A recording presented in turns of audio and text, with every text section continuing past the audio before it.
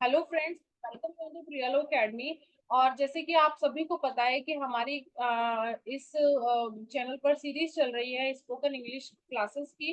तो उसी में आज का हमारा टॉपिक होगा पैसिव वॉइस। इससे पहले बहुत सारे टॉपिक्स हम कवर कर चुके हैं हमारे इस प्लेलिस्ट में। If you have not seen that videos, so you can visit the channel and watch the video. Okay, तो विदाउट वेस्टिंग द टाइम हम स्टार्ट करते हैं आज की क्लास का टॉपिक पैसिव वॉइस। ठीक है, देखिए क्या होता है पैसिव वॉइस। पहले हम इस चीज को हम समझ लेते हैं। पैसिव वॉइस में जब काम को करने वाले को, ठीक है, जब डूअर को हम या तो इग्नोर कर देते हैं या फिर हम उसको प्रायोरिटी पर हम नहीं रखते हैं। मीन सेंटेंस के स्टार्टिंग में जब हम उसको नहीं रखते हैं, जैसे कि मैं बोलूँ अगर मेरी मम्मी खाना बना रही है, तो यहाँ पर खाना बनाने वाला कौन है? मेरी मम्मी है ना। Doer is my mother.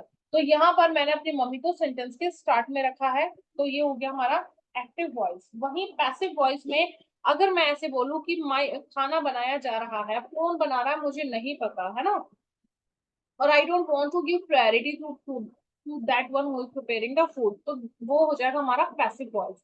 देखिए पैसिव का मतलब क्या होता है? जैसे पैसिव का मतलब ही आप होता है कि इग्नोर, है ना। For example, if any injured person is there on the road, okay, and some passers are coming and going, so means the passers who are just coming and going, they are just ignoring that injured person. Okay, and if actively any passer is coming to that injured person and that passers uh, took that injured person to the hospital, तो उसको हम बोले जाएंगे कि that passer was active for that injured person, है ना। तो passive में वही होता है कि हम काम को करने वाले को हम इग्नोर कर देते हैं या फिर उसको प्रायोरिटी पे हम नहीं रखते हैं। सेंटेंस के स्टार्टिंग में जब हम नहीं रखते हैं तो वो होता है हमारा पैसिव वॉइस। और जब काम को करने वाले को हम इंपॉर्टेंस देते हैं, प्रायोरिटी देते हैं,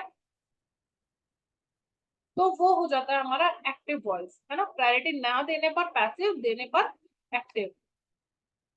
अब देखिए पैसिव वॉइस को समझने के लिए हमें पहले ये पता होना होगा कि सब्जेक्ट ऑब्जेक्ट क्या होता है सेंटेंस में, है ना। देखो जब कोई भी हम सेंटेंस बनाते हैं उसमें एक एक्शन वर्ड हमारा गिवन होता है। क्या होता है? एक्शन वर्ड गिवन होता है। जैसे my mother is preparing the food, so prepare is here what? Action. My mother washes the clothes, मेरी मम्मी कपड़े धोती है, तो यहाँ पर वॉश क्या हो जाएगा? एक्शन हो जाएगा। तो जब हम सेंटेंस में एक्शन में हम क्वेश्चन करते हैं क्या या किसको, क्या, क्या या किसको, उससे निकल के जो हुई भी हमें आंसर मिलता है वही होता है हमारा ऑब्जेक्ट ऑफ द सेंटेंस। ठीक है, जैसे अगर मैं बोलूं कि मेरी mummy my mother wash the clothes, तो वॉश इज देयर एक्शन। मेरी मम्मी धो रही है, मेरी मम्मी क्या धो रही है? कपड़े, तो कपड़े यहाँ पर हो जाएगा हमारा एक्शन। टीचर टीच मी, तो टीच मीन्स हो गया यहाँ पे एक्शन। टीचर किसको पढ़ा रहा है? मुझे, तो मैं यहाँ पर हो जाऊंगी क्या? Action, object of the sentence. ठीक है, अब देखिए देखते हैं हम कुछ रूल्स। पहले हम देखेंगे प्रेजेंट कॉन्टिन्यूअस और पास्ट कॉन्टिन्यूअस। इसकी भी वीडियो मैंने चैनल पर अपलोड की हुई है। If you have not seen that video, so please go and watch that video first, so that your basic concept would be clear. Okay, and you will able to understand better to the passive voice. Clear?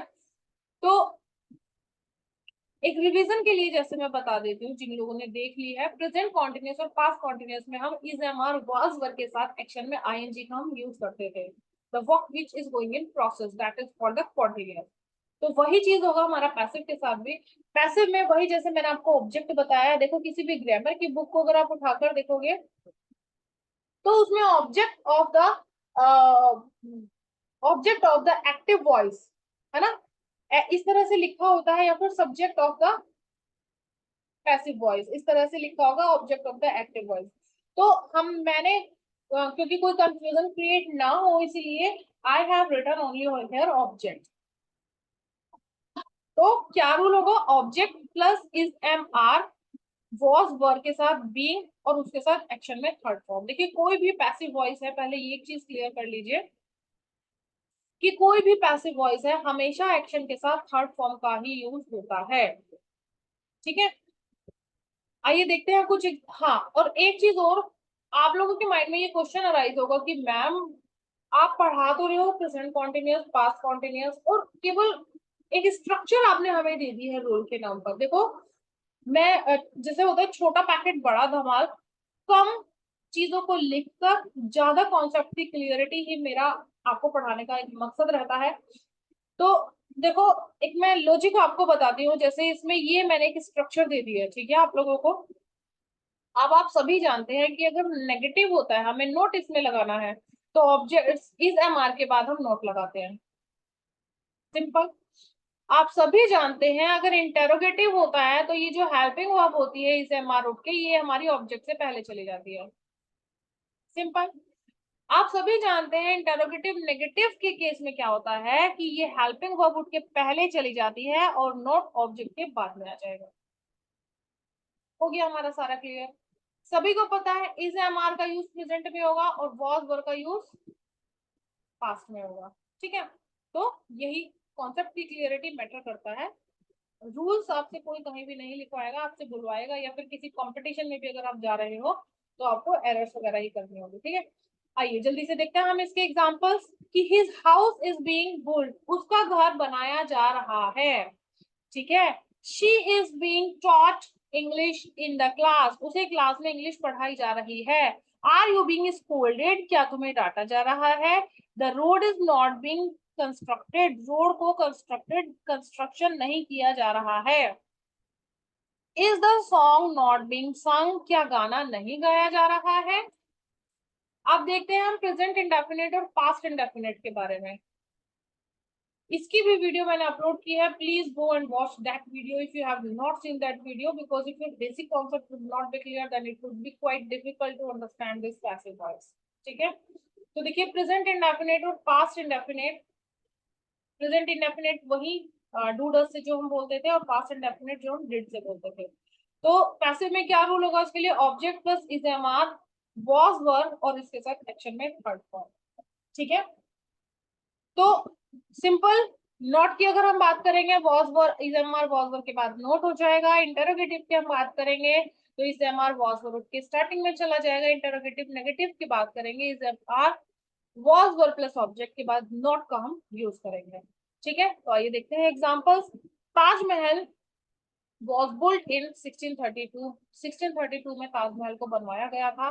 were the messages delivered, क्या messages को delivered किया गया था।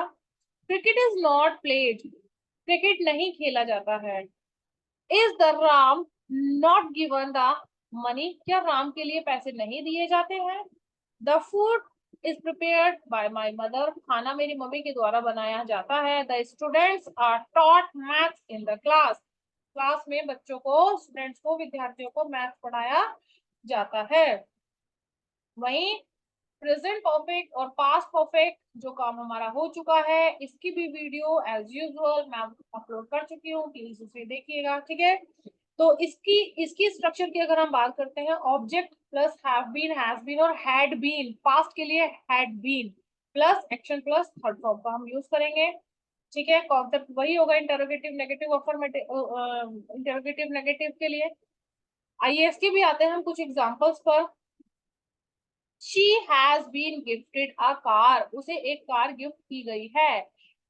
Has the house being painted, क्या घर को paint किया गया है।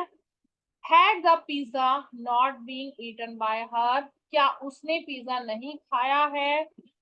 The Honda car has not being purchased by her, उसने होंडा होंडा कार को उसके द्वारा परचेज नहीं किया गया है, ठीक है। अब आइए देख लेते हैं हम कुछ common sentences. I remember being taught to drive, ठीक है। I remember being taught to drive, मुझे याद है कि मैंने कार चलाना कब सीखा था, मुझे कार चलाना कब सिखाया गया था। नेक्स्ट देखेंगे, the children are excited about being taken to zoo, बच्चों को जू ले जाया जा रहा है, बच्चे इसके लिए बहुत एक्साइटेड हैं। देखो यहाँ पर बच्चों को क्या है, ले जाया जा रहा है ना। तो इसलिए यहाँ पर हमने यूज किया है बीइंग का। अगर बच्चों को ले जाया जाएगा तो यहाँ पर बीइंग का नहीं होगा, बी होगा। English should be spoken in the class, class में इंग्लिश बोली जानी चाहिए।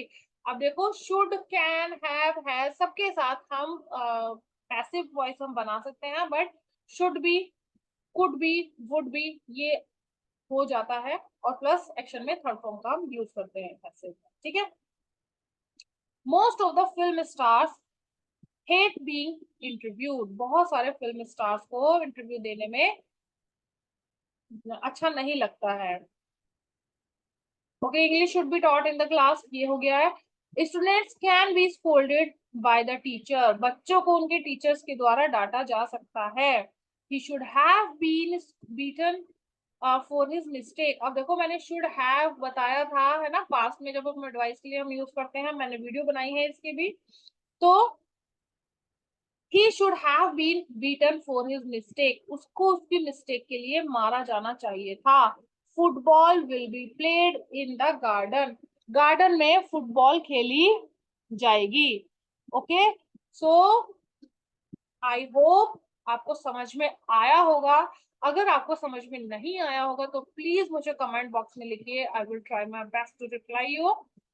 Okay, so I hope you like this video. If you like this video, so please like this video and subscribe my channel so that I could be motivated to make and create new content for you. Okay guys, so see you, bye bye, take care, bye bye.